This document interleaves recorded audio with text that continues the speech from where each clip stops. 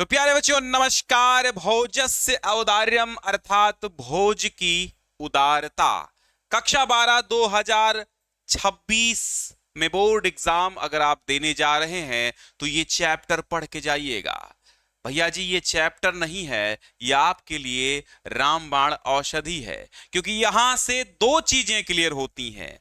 एक तो यहां पर गद्यांश भी है और दूसरे पद्यांश भी हैं। इस बार के 7-8 सेट बने थे। 2025 का जब बोर्ड एग्जाम हो रहा था तो 8 सेट बने थे हिंदी के, लेकिन उन 8 सेटों में यह पाया गया कि सुभाषित रत्नानी, सामान्य हिंदी और साहित्यिक हिंदी दोनों के लिए चैप्टर है, कि सुभाषित रत्नानी के श्लोक के साथ भोजस्य औदार्यम के भी श्लोक पूछे गए थे। तो इसलिए यहां से गद्यांश और पद्यांश दोनों बन सकते हैं। आज की इस वीडियो में भोजस्य औदार्यम के एक एक शब्द का ऑपरेशन करने वाले हैं। तो चलिए स्टार्ट करते हैं भोजस्य औदार्यम। शुरुआत यहां से होती है कि ततः कदाचित। यहां पर हिंदी अनुवाद भी ऑलरेडी हमने लिख लिया है, बट आपको हिंदी अनुवाद अभी नहीं देखना है, सिर्फ और सिर्फ संस्कृत देखना है, क्योंकि कुछ बच्चों की मांग थी कि सर हाँ ऐसे ही करके आप पढ़ा दीजिए। तो ततः माने इसके पश्चात, कदाचित माने कभी, द्वारपाला माने द्वारपाल, आगत्य माने आकर, महाराज भोजम प्राह, महाराज भोज से बोला, प्राह माने बोला, ततः माने इसके बाद, कदाचित माने कभी, द्वारपाल माने द्वारपाल, आगत्य माने आकर के, महाराज भोजम प्राह, महाराज भोज से कहा। इसके बाद कभी द्वारपाल ने आकर के महाराज भोज से कहा। क्या कहा? देव, हे देव, कौपीन अवशेषो। कौपीन मीन्स होता है लंगोटी, अवशेषो माने जिसके शरीर पर केवल लंगोटी शेष मात्र बची है, अर्थात कह सकते हैं लंगोटी ही जिसके शरीर पर शेष है, सह कौपीन अवशेषो विद्वान। वो कौपीन अवशेष विद्वान। द्वारी माने द्वार पर, वर्तते माने खड़ा है। वर्तते माने वैसे तो है होता है, बट हम खड़ा है कह देंगे तो भी कोई दिक्कत नहीं है, मतलब खड़ा है तो क्या मतलब खड़ा है, इति, इस प्रकार। हे देव, इसके पश्चात कभी द्वारपाल ने आकर के महाराज भोज से कहा कि हे देव, कौपीन अवशेषो विद्वान द्वारी वर्तते। कौपीन अवशेषो विद्वान, इसका मतलब क्या है? आप अगर भूल जाए तो लिख दो, कौपीन अवशेष विद्वान, अर्थात ऐसा विद्वान जिसके शरीर पर लंगोटी मात्र शेष है, द्वार पर खड़ा है। ठीक है, फिर देखो राजा, फिर राजा ने क्या कहा? प्रवेशय, प्रवेश कराओ, इति प्राह, ऐसा कहा। इति मीन्स ऐसा, प्राह माने कहा। किसने? राजा ने। प्रवेशय, प्रवेश कराओ। राजा प्रवेशई इति प्राह, राजा ने कहा प्रवेश कराओ। राजा ने प्रवेश कराओ ऐसा कहा। राजा ने प्रवेश कराओ इति प्राह, ऐसा कहा। इस तरह लिखेंगे। ततः माने इसके पश्चात, प्रविष्टः माने प्रवेश करके, सह माने वह, कवि माने कवि ने, सह मतलब वह होता, वह को हम उस भी लिख सकते हैं। उस कवि माने कवि ने, भोजम आलोक्य, भोज को देखकर। ठीक है, इसके पश्चात प्रवेश करके, यहां पर प्रविष्टः में कत प्रत्यय है, पा उपसर्ग है, प्रा उपसर्ग है। तो ततः माने इसके पश्चात, प्रविष्टः माने प्रवेश करके, सह माने उस, कवि माने कवि ने, भोजम माने भोज को, आलोक्य माने देखकर। तब प्रवेश करके उस कवि ने भोज को देखकर। अब क्या कहा? इतना समझ में आ गया होगा कि ततः प्रविष्टः सह कवि भोजम आलोक्य, इसके पश्चात प्रवेश करके उस कवि ने भोज को देखकर कहा। क्या कहा भैया? अद्य में दारिद्र्य नाशो भविष्यति। अद्य मीन्स आज, मे माने मेरा, अद्य मीन्स आज, मे माने मेरी, दारिद्र्य माने दरिद्रता का, नाशो माने नाश, भविष्यति माने हो जाएगा, इति माने ऐसा। आज मेरी दरिद्रता का नाश हो जाएगा। अद्य में दारिद्र्य नाशो भविष्यति इति, आज मेरी दरिद्रता का नाश हो जाएगा, ऐसा उसने कहा। ठीक है, हाँ। मत्वा माने मान कर, ऐसा मत्वा माने इति मत्वा, यहां ना भविष्यति इति मत्वा, भविष्यति माने हो जाएगा, इति माने ऐसा, मत्वा माने मानकर, तुष्टो माने प्रसन्न होकर, संतुष्ट होकर, हर्ष अश्रूणि, हर्ष माने हर्ष के, अश्रूणि माने आंसू, मुमोच माने गिराए। आज मेरी दरिद्रता का नाश हो जाएगा ऐसा सोचकर, संतुष्ट होकर, तुष्टो माने संतुष्ट या प्रसन्न होकर के, हर्ष अश्रूणि मुमोच, हर्ष के आंसू, मुमोच माने गिराए, हर्षाश्रूणि मुमोच, हर्ष के आंसू गिराए। ठीक है, मत्वा माने मानकर, कत्वा प्रत्यय है इसमें, मत्वा माने मानकर, तुष्टो माने प्रसन्न होकर, हर्षा माने हर्ष के, अश्रूणि माने आंसू, मुमोच माने गिराए। तो इस ऐसा मानकर, संतुष्ट होकर, हर्ष के आंसू गिराए, राजा तमालोक्य प्राह, आहा, राजा ने उसको देखा। अब राजा भोज इतने दानी हैं कि राजा तम माने उसको, आलोक्य माने देख कर, प्राह माने बोले या कहा, राजा ने उसको देख कर कहा। क्या कहा? कवे किम रोदिशी, हे कवि, किम माने क्यों, रोदिशी माने रोते हो, इति माने ऐसा। कवे किम रोदिशी, हे कवि तुम क्यों रोते हो। राजा तमालोक्य प्राह, राजा ने उसको देखकर कहा, कवे किम रोदिशी थी, कवि तुम क्यों रोते हो। ततः माने इसके पश्चात, कवि माने कवि, राह माने राह नहीं है भैया, इस कवि को ऐसे तोड़ेंगे, कवि ही और धन आह, कविराह, कवि ने, आह माने कहा, कवि ही आह, कवि ने कहा। तो ततः माने इसके पश्चात, कविराह, कवि ने कहा, राजन, हे राजन। अब ये ततः माने इसके पश्चात या तब, दोनों ही बातें सही हैं। हाँ, तो कविराह, क्योंकि मेरे कुछ शब्दार्थ अलग हो सकते हैं, चूंकि मैं यहां नहीं देख रहा हूं, मैं सीधे अर्थ बता रहा हूं, लेकिन सब सही है। तथा माने इसके बाद या इसके पश्चात, कवि आह, कवि ने कहा, राजन, आकर्णय, आकर्णय माने सुनिए या सुनो, मद माने मेरे ग्रह स्थितम, ये क्या लिखा है, मद, मद, वैसे तो मत यहां कह सकते हैं, मत गृह स्थितम, स्थितिम, मेरे घर की स्थिति सुनिए। तथा माने इसके पश्चात, कविराह, कवि ने कहा, राजन, आकर्णे, सुनिए, मद ग्रह स्थितम, मेरे घर की स्थिति सुनिए। अब आप इसके आगे आया है एक श्लोक, यहां पर ध्यान दीजिएगा, श्लोक को भी मैंने तोड़ डाला है, यानी कि टुकड़ों में बांट दिया है। 1, 2 और 3 और 4 पंक्तियों में एक श्लोक होता है, चारों पंक्तियों का अलग अलग हिंदी अनुवाद लिख के दे दिया है, ताकि आपको तनिक भी दिक्कत न हो इसकी पढ़ने में। ठीक है, अये लाजान उच्चैः पथि वचनमाकर्ण्य गृहिणी, शिशौः करणौ यतनात सुपिहितवती दीनवदना, मयि क्षीणोपाये यदकृतं दृशाश्रुबहुले, तदन्तः शल्यं मे त्वमसि पुनरुद्धर्तुमुचितः। थोड़ा एक बार शेयर कर दीजिए, हम चाहते तो ऑलरेडी ये पढ़ा चुके हैं, आपसे कह देते कि मैं 2 बार 3 बार इसको पढ़ा चुका हूं, पढ़ लीजिए, बट नहीं, नए सेशन से, नई क्लासेस, नए तरीके से, नए ढंग से, नई वेशभूषा में पढ़ाने का हमारा हर साल का नियम रहता है। हर साल नए तरीके से नया सिलेबस अपडेट करके ही मैं पढ़ाता हूं, इसलिए वो चाहे जो वर्ष हो, आप देखिए तो हर वर्ष आपको एक नया वीडियो ही मिलेगा, लाइव क्लास ही मिलेगी। ठीक है, तो थोड़ा सा शेयर करने की आवश्यकता है, कमेंट बाद में ही पढ़ेंगे, चूंकि कमेंट पढ़ने से डिस्टरबेंस होता है। तो अये लाजान उच्चई ही, अलग अलग तोड़ो, अये माने अरे, लाजान माने लावा या खीले।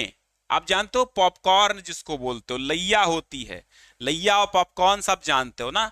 उच्चई ही माने ऊंचे स्वर में, पथ ही माने मार्ग में या रास्ते में, वचनम माने वचन को यानी स्वर को, आकर्ण्य माने सुन करके, गृहिणी माने मेरी पत्नी। अरे खीले ले लो, ऐसा ऊंचे स्वर से सुनकर मेरी पत्नी, यानी जो रास्ते में बेचने वाला आता है दुकानदार, वो तेज स्वर में चिल्लाता है कि खीले ले लो, खीले ले लो, 5 रुपए की खीले ले लो, ऐसा चिल्लाता है रास्ते में। तो अये लाजान, वो चिल्लाया। कौन चिल्लाया? वो जो लाजा बेचने वाला है। लाजा यानी कि खीलें, और खीलें शायद उस समय में कहा जाता था जो पगे हुए मिठाई में लावे मिलते थे, उनको भी खीलें कहते थे।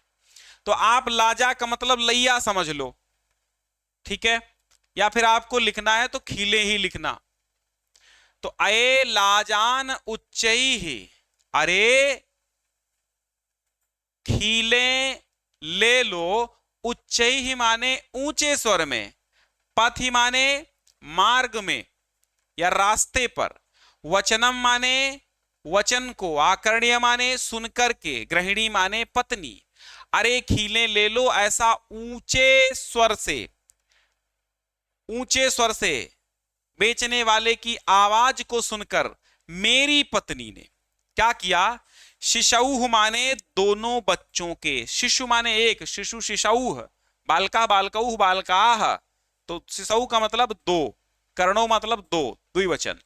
तो शिशौह कर्णौह, बच्चों के कानों को, ऐसे पढ़ेंगे, बच्चों के कानों को, यत्नात माने यत्न पूर्वक, यत्नात माने यत्न पूर्वक, सुपिहितवती माने बंद कर दिया, दीन वदना माने दीन मुख वाली।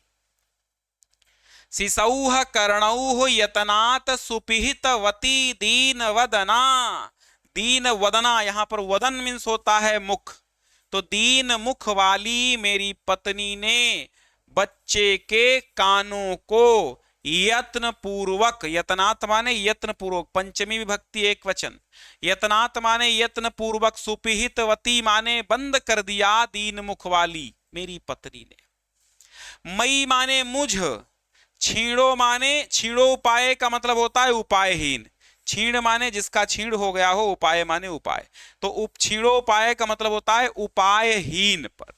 यद माने जो, कृतम माने की यानी कि डाली, कृतम माने करी या डाली एक ही बात है।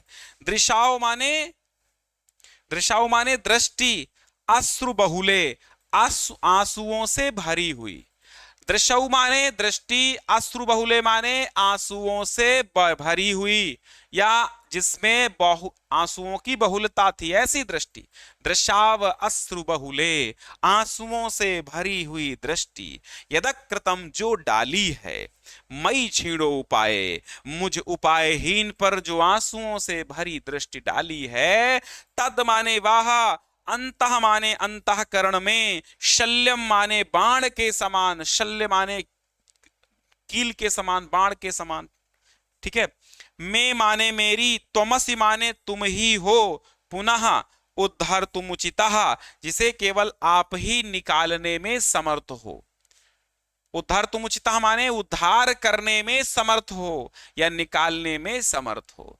तत् अंतः शल्यम में, तत् माने वह, अंतः माने अंतःकरण में यानी कि हृदय में, शल्यम माने बाण की तरह चुभ गई है यानी चुभी है, और त्वमसि तुम ही हो, पुनरुद्धार तुम उचितः यानी कि तुम ही हो जो उद्धार करने में समर्थ हो, तुम ही जो हो जिसको निकालने में समर्थ हो।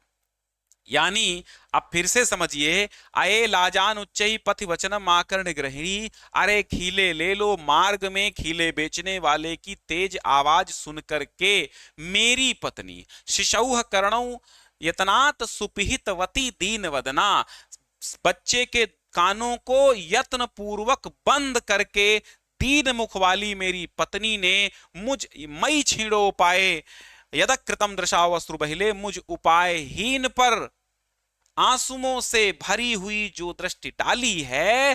तदंतः शल्यम में तुमसि पुनः उद्धर तुमुचितः, जो आंसुओं से भरी जो दृष्टि डाली है वह मेरे हृदय में बाण के समान चुभ गई है, जिसे निकालने में आप ही समर्थ हो। ये पंडित जी ने बताया, ये विद्वान ने बताया। तो इतना समझ में आ गया होगा। स्क्रीनशॉट समय समय पर मारते रहिए और मन करे तो लिखते भी रहिए अपनी किताब में। इसके बाद राजा शिव शिव शिव शिव शिव शिव शिव शिव शिव, आपने सुना होगा शिव शिव शिव शिव शिव। तो राजा ने शिव शिव इत उदीरयन, शिव शिव ऐसा कहते हुए, राजा शिव शिव ऐसा कहते हुए प्रत्यक्षरम, प्रत्येक अक्षर पर, यानी वो जो श्लोक सुनाया उसके प्रत्येक अक्षर पर लक्षम दत्वा, 1,00,000 दे करके, प्राह माने कहा। ठीक है, राजा शिव शिव इति उदीरयन, उदीरयन माने कहते हुए, राजा ने शिव शिव कहते हुए प्रत्येक अक्षर पर लाख यानी 1,00,000 दे करके, दत्वा माने दे करके, प्राह माने कहा, 1,00,000 दे करके कहा। त्वरितम माने जल्दी, बहुत तुरंत, त्वरितम माने तुरंत, गच्छ माने जाओ, शीघ्र ही अपने घर जाओ, गेहम माने घर को, त्वरितम गच्छ गेहम, तुरंत अपने घर जाओ, त्वद गृहिणी खिन्ना वर्तते, त्वद माने तुम्हारी, गृहिणी माने पत्नी, खिन्ना माने दुखी, वर्तते माने है, तुम्हारी पत्नी दुखी है। त्वरितम गच्छ गृहम, त्वरितम गच्छ गेहम, तुरंत अपने घर जाओ, त्वद गृहिणी खिन्ना वर्तते, तुम्हारी पत्नी दुखी है। अन्यदा, दूसरे दिन, भोजः, भोजने, श्री महेश्वरम नमितुम, श्री महेश्वरम यानी श्री भगवान शिव को, नमितुम माने नमस्कार करने के लिए, शिवालयम अभ्य अगच्छत। ठीक है, शिवालयम अभ्यगच्छत, शिवालय को गए। अन्यथा माने दूसरे दिन, भोजः माने भोज, श्री महेश्वरम माने भगवान शिव को, नमितुम माने नमस्कार करने के लिए, शिवालयम माने शिवालय को, अभ्यगच्छत माने गए, यानी शिवालय माने शिव मंदिर को गए। और दूसरे दिन महाराज भोज भगवान शिव को प्रणाम करने के लिए, यानी भगवान शिव को नमस्कार करने के लिए शिव मंदिर गए। ठीक, फिर क्या हुआ, तदा माने तब, कोऽपि माने कोई, कोऽपि माने कोई, ब्राह्मणः माने ब्राह्मण, राजानं माने राजा से, शिव सन्निधौ, शिव के सामने, प्राह माने बोला, देव माने हे देव। तब समझिए, तब, तदा माने तब, कोऽपि माने कोई, ब्राह्मणा माने ब्राह्मण ने, तब कोई ब्राह्मण, राजानम राजा से, शिव सन्निधौ, सन्निधौ माने सामने, शिव के सामने, प्राह माने कहा, देव माने हे देव। तब कोई ब्राह्मण राजा के सामने बोला, हे देव। अब उस ब्राह्मण की दशा सुनिए। अब उस ब्राह्मण ने क्या सुनाया समझिए। ब्राह्मण ने भी एक श्लोक सुनाया, 1 2 3 4, ये 4 लाइनों में, ये 5 लाइनों में पूरे श्लोक को तोड़ा है। पूरा एक श्लोक ही है कि अर्धम दानो वैरिणा गिरिजयापि अर्धम शिवस्य आहृतम, देवत्थम जगती तले, पुरहरा शिव पुरहरा अभावे समुन्मीलति, गंगा सागरम अंबरम शशिकला, नागाधिपाक्षमातलम, सर्वज्ञत्वम मधीश्वरत्वम अगमत, त्वां मां तो बेचाटनम। कि हे महाराज, अर्धम माने आधा, दानव मैरी माने भगवान विष्णु, दानवों के बैरी कौन, बोलो भगवान विष्णु। तो अर्धम माने आधा, दानव वैरिणा माने दानवों के बैरी, दानवों के बैरी कौन, भगवान विष्णु। तो अर्धम दानव वैरिणा, आधा अंग भगवान विष्णु ने, गिरिजया माने पार्वती ने, अपि माने भी, अर्धम माने आधा, शिवस्य माने शिव का, आहृतम माने ले लिया या हरण कर लिया। आधा भगवान विष्णु ने, शिव जी का आधा अंग भगवान विष्णु ने और आधा पार्वती ने ले लिया। समझ में आई बात कि अर्धम माने आधा, दानव वैरिणा माने भगवान विष्णु ने, गिरिजया माने पार्वती ने, अपि माने भी, अर्धम माने आधा, शिवस्य माने शिव जी का, आहृतम माने ले लिया क्या, शरीर। तो आधा भगवान विष्णु ने और शिव जी का आधा शरीर पार्वती ने ले लिया। अब जब आधा भैया भगवान विष्णु ने ले लिया, वो आधा पार्वती ने ले लिया, अब बचा का नील बटे सन्नाटा। आधा उन्होंने ले लिया, आधा उन्होंने ले लिया है। जैसे वो कहते हैं आधा इधर जाओ आधा उधर जाओ, बाकी मेरे साथ आओ, तो बचा कौन? तो आधा जब उनका जब एक शरीर है और आज शरीर का आधा उन्होंने ले लिया और आधा भाग उन्होंने, कुछ नहीं बचा, यानी कि कुल मिला के 0 हो गया। तो आधा भगवान विष्णु ने और शिव जी का आधा शरीर पार्वती ने ले लिया। देव माने देव, इत्थम माने इस पर। अब यहां पर देवेत्थम लिखा है, यानी यहां पर देवेत्थम गुण संधि से हुआ है। देव धन इत्थम, ठीक है, देव धन इत्थम। हे देव, इत्थम माने इस प्रकार। हे देव इस प्रकार जगती तले माने संसार में, जगती माने पृथ्वी, तले माने तल पर, यानी पृथ्वी तल पर, यानी कि संसार में। पुरहरा अभावे, पुरहरा अभावे का मतलब होता है हर माने शिव जी का, अभावे माने अभाव हो जाने पर, देह रहित हो जाने पर, समुन्मीलित माने हो जाने पर, समुन्मीलित माने हो जाने पर। देवेत्थम जगती तले पुरहरा अभावे समुन्मीलति। हे देव इस प्रकार भगवान शिव के देह रहित हो जाने पर, ठीक है, या शिव जी का धरती तल पर अभाव हो जाने पर। हे देव, देव देव माने हे देव, इत्थम माने इस प्रकार, जगती तले इस पृथ्वी तल पर, पुरहरा अभावे समुन्मीलति, भगवान शिव के देह रहित हो जाने पर। अब समझो, एक ये आदमी है, ये एक आदमी है, इसने कानों में कुंडल पहने हुए हैं, ठीक है, गले में सोने की चेन पहनी हुई है, ठीक है, हाँ, गले में सोने की चेन पहनी हुई है, पैंट शर्ट बढ़िया सा बेल्ट वगैरह बांधे है। अब इसका शरीर गायब हो जाए और बचे केवल, तो क्या होगा? इसके कपड़े बच जाएंगे और सारे के सारे गहने, या फिर ये समझ लो कि शरीर इसका गल जाए, बट उसकी सारी वस्तुएं, केवल शरीर ही गले, सारी वस्तुएं रह जाएंगी। अब समझो, है ना, जैसे ना एक आदमी को जला दो तो वो जंजीर वगैरह जो पहने होता है ना, सोने के आभूषण पहने होता, अंगूठी वगैरह, वो नहीं गलती हैं, वो हल्का फुल्का जल के थोड़ा सा बच जाती हैं। और कभी कभी तो इनके पूरी की पूरी बच जाती हैं, जो धातुएं की धातु चीजें होती हैं शरीर में, हैं।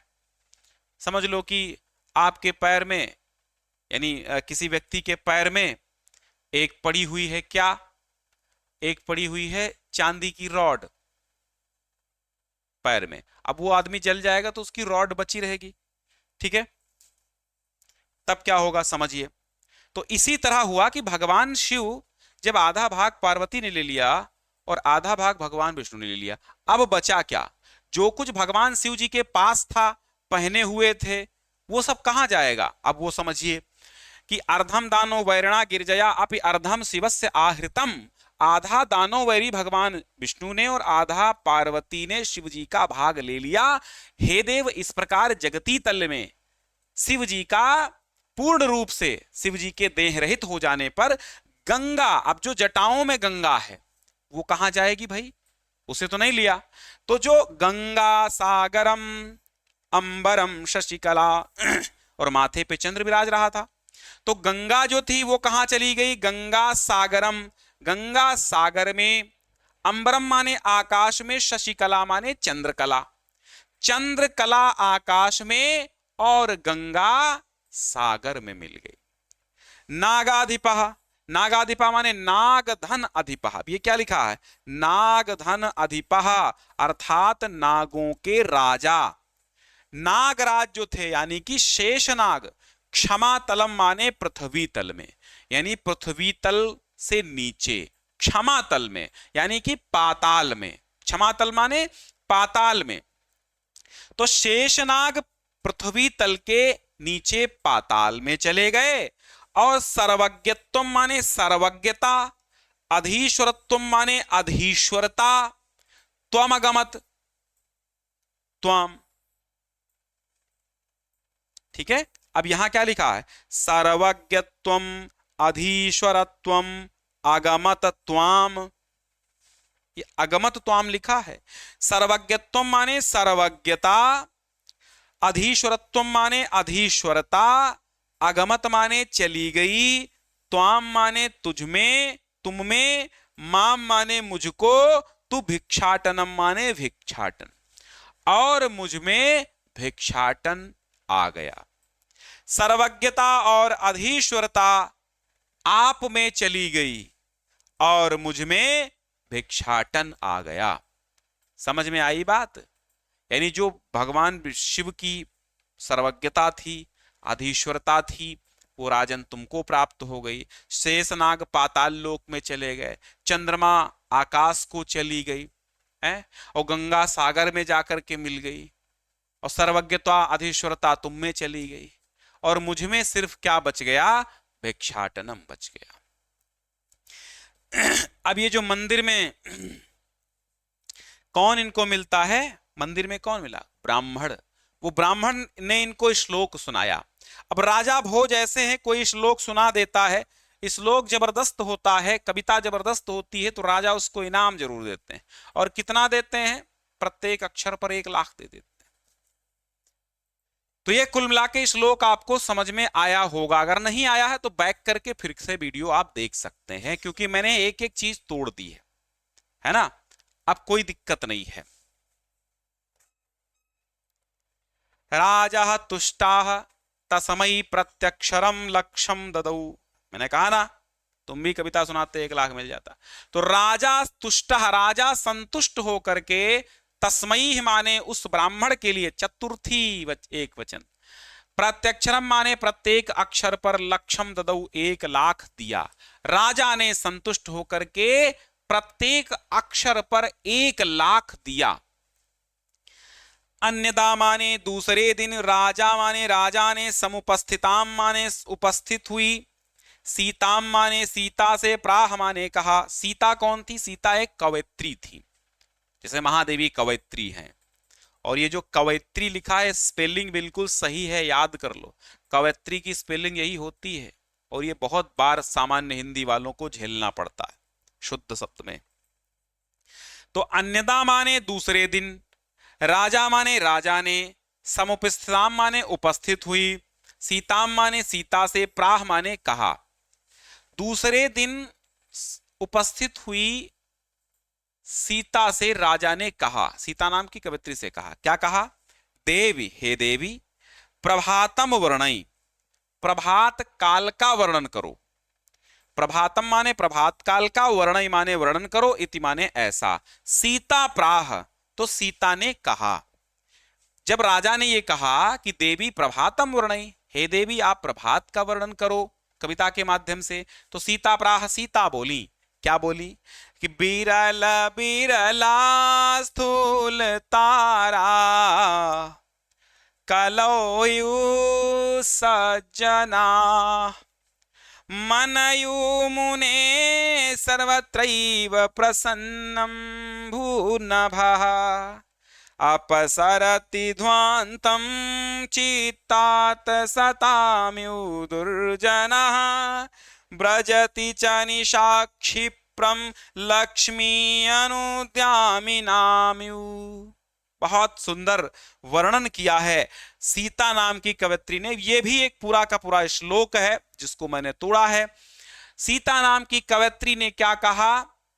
जब सीता से कहा कि देवी प्रभात का वर्णन करो, तो सीता ने कहा, सीता क्या कहती सुनिए, कि बिरल बिरला, बिरल बिरल, बिरल बिरल माने दूर दूर तक, कोई कोई, बिरल बिरल माने दूर दूर। अब उसकी हिंदी अनुवाद यहां पर नहीं मिलेगा आपको। बिरल बिरल, बिरल बिरल का यहां पर हो गया कोई कोई, यानी दूर दूर कह सकते हो, कोई कोई दूर दूर। स्थूलाह माने बड़े बड़े मोटे मोटे, ताराह माने तारे, कलऊ माने कलयुग में, यू माने की भांति। अब ये कलाविव लिखा है, इसको हम कैसे तोड़ेंगे? कलऊ धन इव। अब ये क्या हो गया? यहां पर औ ई यानी कि एचो अयवायावह अयादि संधि से यहां पर संधि हो गई है। तो कलऊ इव सज्जनाः, इव माने की भांति, कलऊ माने कलयुग, यानी कि कलऊ माने कलयुग, इव माने की भांति, सज्जनाः माने सज्जन। समझ में आई बात? कि कलयुग में सज्जनों की भांति, कलौ इव सज्जना, इव सज्जना, इव माने की भांति, सज्जना माने सज्जन, सज्जनों की भांति, यानी कलयुग में सज्जनों की भांति। बिरल बिरलाह स्थूल ताराह, कोई कोई बड़े बड़े तारे ही दिखाई दे रहे हैं। प्रभात का वर्णन कर रही है। अब प्रभात काल में क्या होता है, आर यू अंडरस्टैंड? प्रभात काल में ये होता है कि देख तो दिन आ रहा होता है, रात जा रही होती है, न रात जाने का नाम ले रही होती है, न दिन आने का नाम ले रहा होता, बिल्कुल संध्या टाइम, एकदम मुजलका जिसको बोलते हो। तो उस समय क्या होता है, बड़े बड़े तारे आकाश में दिखाई देते हैं। अब सीता नाम की कवयित्री ने इतना बढ़िया वर्णन कर दिया कि भैया कलयुग में आजकल सज्जन ही जैसे गांव में इक्का दुक्का दिखाई देते हैं, वैसे ही आसमान में बड़े बड़े ही तारे दिखाई दे रहे हैं। तो बिरल बिरलाह स्थूल ताराह कलऊ इव सज्जनाह, कलयुग में सज्जनों की भांति विरल विरल बड़े बड़े तारे, बिरल बिरल यानी दूर दूर बड़े बड़े तारे ही दिखाई दे रहे हैं। और मन, मन कैसा हो गया है, मन इव मुनेह, इव माने की भांति, मुनेह माने मुनियों के, मुनि के मन की भांति, सर्वत्रैव, सर्वत्रैव माने सब जगह, सर्वत्र, एव माने ही, प्रसन्नम माने स्वच्छ हो गया है, प्रसन्न हो गया है, भू माने हो गया है, नभा माने नभा, प्रसन्नम भूत नभा। अब इसको तोड़ोगे तो क्या बनेगा, ये हो जाएगा प्रसन्नम, ऐसे देखिए, प्रसन्नम, फिर हो जाएगा भूत, फिर हो जाएगा नभा, ये जाके विच्छेद हुआ, प्रसन्नम भूत नभा, प्रसन्नम भून नभा, ये संधि है, ये संस्कृत का कमाल है। तो प्रसन्नम भूत नभा, प्रसन्नम माने स्वच्छ या प्रसन्न, भूत माने हुआ हो गया है, नभा माने आकाश। तो मुनियों के मन, मुनि के मन की भांति, जैसे मुनि का मन एकदम निर्मल, जो असली मुनि असली संत है उसका जो मन है एकदम स्वच्छ होता है, साफ होता है। तो यहां मनयु मुनेह, मुनि की मन की भांति, सर्वत्रैव सब जगह ही, प्रसन्नम भू नभा, आकाश स्वच्छ हो गया है। अपसरति माने दूर हो रहा है, बोलो अपसरति माने दूर हो रहा है। ध्वांतम माने अंधकारः, ध्वांतम माने अंधकारः। चित्तात माने पंचमे एक वचन से, यानी कि चित्तात माने हृदय से। सताम्यु माने सज्जनों की, यु माने की भांति, दुर्जनः माने दुर्जन। चित्तात सताम यु दुर्जनः, ठीक है। और सज्जनों के चित्त से दुर्जन की भांति, जैसे सज्जनों के चित्त से दुष्ट दूर हो जाता है या दुष्टता दूर हो जाती है। तो चित्तात सताम्यु दुर्जनः, जैसे सज्जनों के चित्त से दुर्जन की भांति, सज्जनों के चित्त से दुर्जन की भांति, अपसरति ध्वांतम, अंधकार दूर हो रहा है। सज्जनों के हृदय से दुष्ट के समान अंधकार दूर हो रहा है। और ब्रजति माने जा रही है, चा माने और, निशा माने रात्रि, क्षिप्रम माने तीव्र गति से, शीघ्रता से, लक्ष्मी ही माने लक्ष्मी के समान, अनुद्यामिनाम माने अनुद्यमी, अनुद्यमी यानी जिनको रोजगार धंधा नहीं होता है, फ्री बैठे रहते हैं। अनुद्यमी का मतलब क्या होता है, प्रयत्नहीन। इव माने की भांति, प्रयत्नहीन व्यक्तियों की लक्ष्मी के समान रात्रि भी शीघ्रता से भागी जा रही है। यानी जो आलसी व्यक्ति हैं, तो आलसस्य कुतो विद्या, अविद्यस्य कुतो धनम, अधनस्य कुतो मित्रम, अमित्रस्य कुतो सुखम। ठीक है, जैसे विद्या के बिना धन नहीं आता और धन के बिना मित्र नहीं आता और मित्र के बिना सुख नहीं। तो ब्रजति च निशा, रात्रि कैसे भाग रही है। अनुद्यमी व्यक्ति, जिनको कोई काम धंधा नहीं है, बेरोजगार हैं, कोई कुछ करना भी नहीं चाहते, आलसी व्यक्ति, जिनको हम प्रयत्नहीन कह सकते हैं। अनुद्यामिनी यानी उद्यमहीन, अनुद्यामी उद्यमहीन व्यक्तियों की जैसे लक्ष्मी भाग जाती है, यानी पैसा भाग जाता है। अभी मैं पढ़ाऊं नहीं है, तुम पढ़ो नहीं, फिर सोचो पैसा आ जाएगा, तो कहां से आ जाएगा। तो प्रयत्नहीन यानी कि अनुद्यमी व्यक्तियों की लक्ष्मी की भांति रात्रि तीव्र गति से भागी जा रही है। अब अगर आप अनुद्यमी हैं, कुछ कर नहीं रहे, तो आपका जो धन है बहुत तेजी से खत्म हो जाएगा, समझ में नहीं पाएंगे। तो ब्रजति च निशा क्षिप्रम लक्ष्मी अनुद्यामी नाम यू। अनुद्यमी व्यक्तियों की लक्ष्मी के भांति रात्रि ब्रजति माने भागी जा रही है, क्षिप्रम माने शीघ्रता से। ठीक है, फिर से समझो। कलयुग में सज्जनों के समान ही कोई बड़े बड़े तारे दिखाई दे रहे हैं आकाश में, और मुनि के मन की तरह आकाश स्वच्छ हो गया है, और सज्जनों के चित्त से दुर्जनों की भांति अंधकार भागा जा रहा है। अनुद्यमी व्यक्तियों की लक्ष्मी के समान रात्रि तीव्र गति से भागी जा रही है। ठीक है, ऐसे लिखिएगा। राजा तस्य लक्ष्यम दत्वा, राजा ने उसको भी 1 लाख दिया। राजा तस्य माने उसको, लक्ष्यम माने लक्ष्य, दत्वा माने देकर, कालिदासम माने कालिदास से, प्राह माने कहा। अब यहां दत्वा में आप ध्यान रखना, दा धातु और कत्वा प्रत्यय। ये साहित्यिक हिंदी सामान्य हिंदी दोनों बच्चों को पढ़ना है, और साहित्यिक हिंदी वाले थोड़ा सा ये प्रत्यय और धातुएं समझते रहें, और जो संधि विच्छेद करते हैं समझते हैं, क्योंकि उनके में संस्कृत व्याकरण आती है। बाकी सामान्य हिंदी वाले केवल अनुवाद से मतलब रखें। तो दा धन कत्वा दत्वा, तो राजा तस्य लक्ष्यम दत्वा, राजा ने उसको 1 लाख देकर कालिदासम प्राह, कालिदास से कहा। अब राजा क्या है, कविता सुनाओ पैसे ले जाओ। तो राजा ने उसको 1 लाख देकर के कालिदास से कहा। अब कालिदास से क्या कहा, सखे, हे सखे, हे मित्र, त्वमपि माने तुम भी, प्रभातम माने प्रातः काल का, वर्णई माने वर्णन करो, इति माने ऐसा। हे सखे, हे मित्र, तुम भी प्रभात का वर्णन करो। तथा माने इसके पश्चात, कालिदासा माने कालिदास ने, प्राह माने कहा। इसके पश्चात कालिदास ने भी कहा। क्या कहा कि अभूत प्राची पिंगारसपति यु प्राप्य कनकम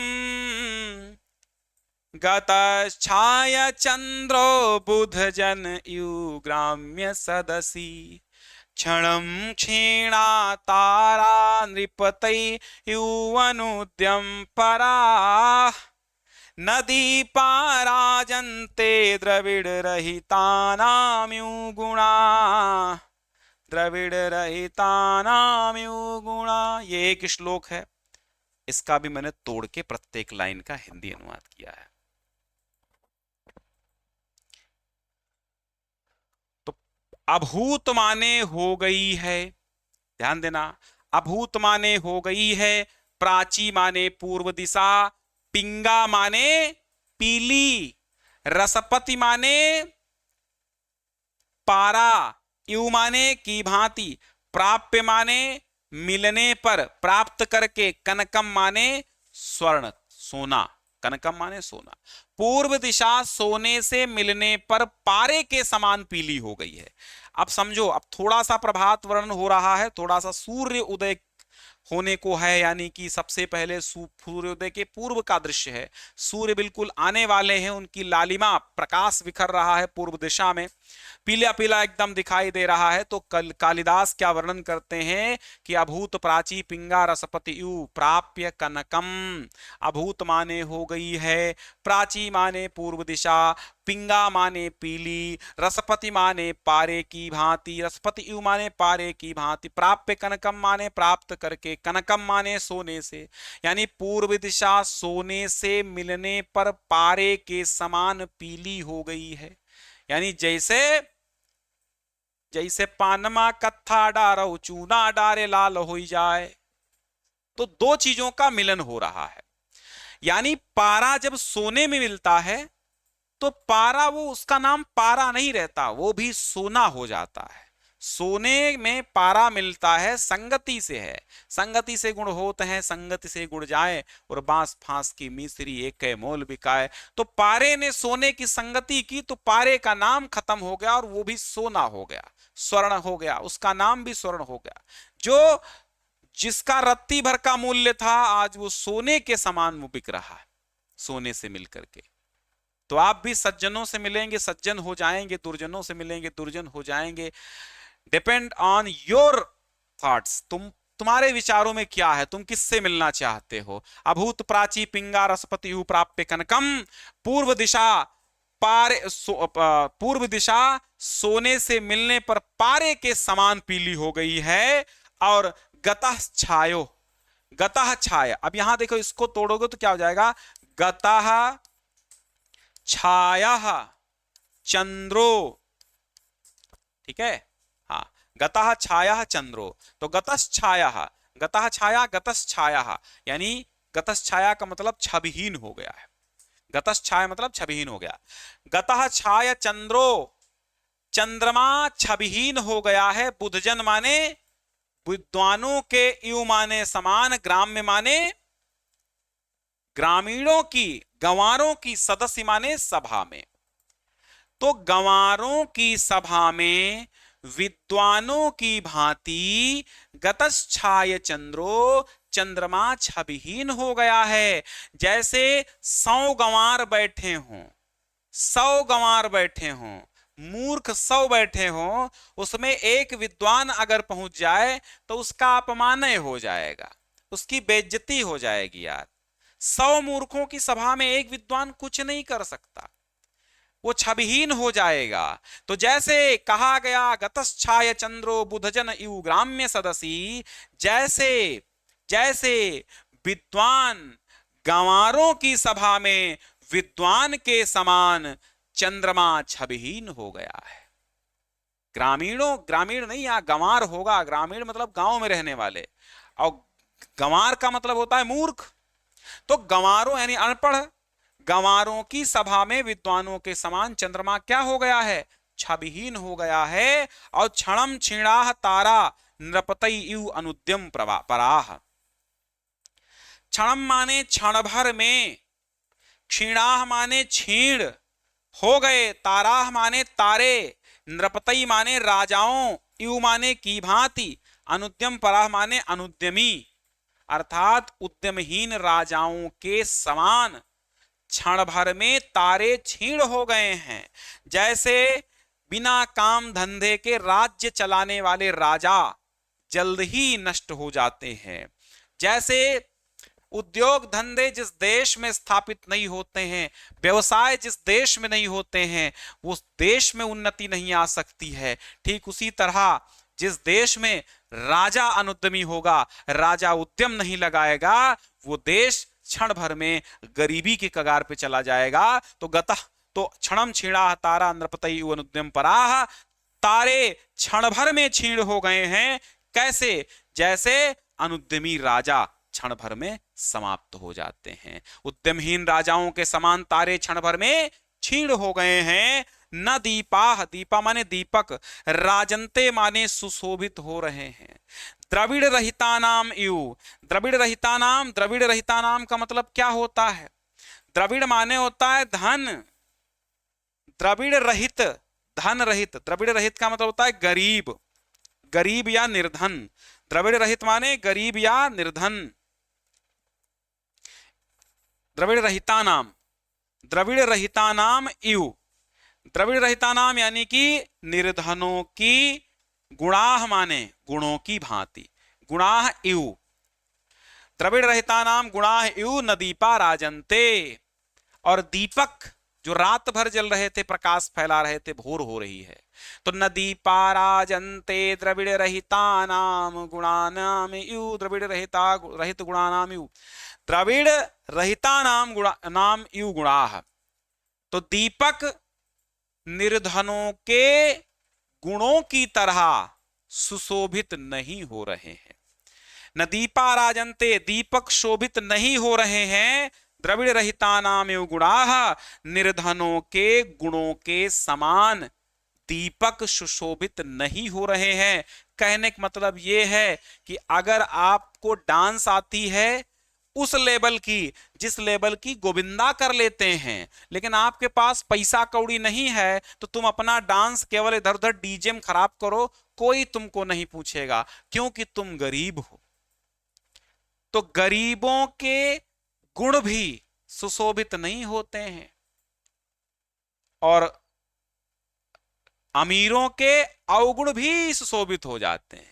तो ठीक उसी प्रकार यहां पर उपमा दिया है कालिदास ने कि जिस प्रकार गरीबों के गुण शोभित नहीं होते, उसी प्रकार प्रातः काल में दीपक भी शोभित नहीं होते। भाई अब रात नहीं है तो दीपक काहे शोभित होंगे। राजा अति तुष्टाह, राजा ने संतुष्ट होकर के, अति तुष्टा अत्यधिक संतुष्ट होकर के, तस्मई माने उसको, प्रत्यक्षरम माने प्रत्येक अक्षर पर, लक्षम ददौ माने 1,00,000 दिया। अब गिन लो कितने अक्षर हो, कितने लाख उसने इस कविता पे पाए होंगे हैं। तो राजा अति तुष्टा तस्मई प्रत्यक्षरम लक्षम ददौ, राजा संतुष्ट होकर, राजा ने अत्यधिक संतुष्ट होकर उसे भी प्रत्येक अक्षर पर 1,00,000 दिए। अगर आपको डाउनलोड करना है इसकी पीडीएफ तो डिस्क्रिप्शन में ऑलरेडी हमने पहली लिंक दे रखी है। जैसे मोर पे क्लिक करोगे पहुंच जाओगे, एक नीली लिंक दिखेगी, डाउनलोड पीडीएफ आप दिस वीडियो लिखा होगा, क्लिक करेंगे एक पेज पे पहुंचेंगे तो इस पीडीएफ के साथ पिछली जितनी क्लासेस हो चुकी हैं सबकी पीडीएफ और उसी के सामने क्लासेस की भी लिंक मिल जाएगी। तो आप चाहें तो उस क्लासेस पर क्लिक करके भी वो क्लासेस अगर आपने नहीं की तो कर लीजिए। 95 प्लस का टारगेट यहां पर है और 95 प्लस आए इसका मतलब तुम टॉपर हो। ओके, चलिए बहुत बहुत धन्यवाद आप सभी हमसे जुड़े और बराबर ज्ञान सिंधु क्लासेस ऐप डाउनलोड कर लीजिए, जहां पर माई कोर्स में जाने पर आपको सीरियल से सारा कोर्स मिल जाएगा, किसी भी क्लास के हो। 9-10 के बच्चे अगर आपके आसपास नजर आ रहे हैं तो उन्हें यूपी बोर्ड ज्ञान सिंधु 9-10 वाले चैनल पर भेज दीजिए, वहां पर 9-10 की क्लासेस चल रही हैं। 11-12 की क्लासेस इस चैनल पर लगातार शाम 8 बजे इंटरमीडिएट की क्लासेस लाइव होती हैं और शाम 6 बजे 11 की, और इसके बाद रात 9 बजे कला वर्ग की कोई ना कोई विषय या फिर विज्ञान वर्ग की कोई ना कोई विषय, केमिस्ट्री फिजिक्स वगैरह वो लाइव होंगी। ओके, तो बराबर बने रहिए ज्ञान सिंधु क्लासेस के साथ और आशा है कि सभी बच्चों को आप जोड़ेंगे जरूर। इस बार हौसला न कम करना है, न कम आपको हमारा हौसला कम करना है, ना हम आपका करेंगे, यानी 95 प्लस बिल्कुल लाएंगे। और इस बार बहुत सारे बच्चे, हजारों बच्चे यहां से पढ़ करके, हजारों की संख्या नहीं होगी तो लाखों की संख्या होगी, लेकिन हम हजारों ही कहते हैं। 95 प्लस हिंदी में 100 में 100 तक आए हैं, देखिए आप।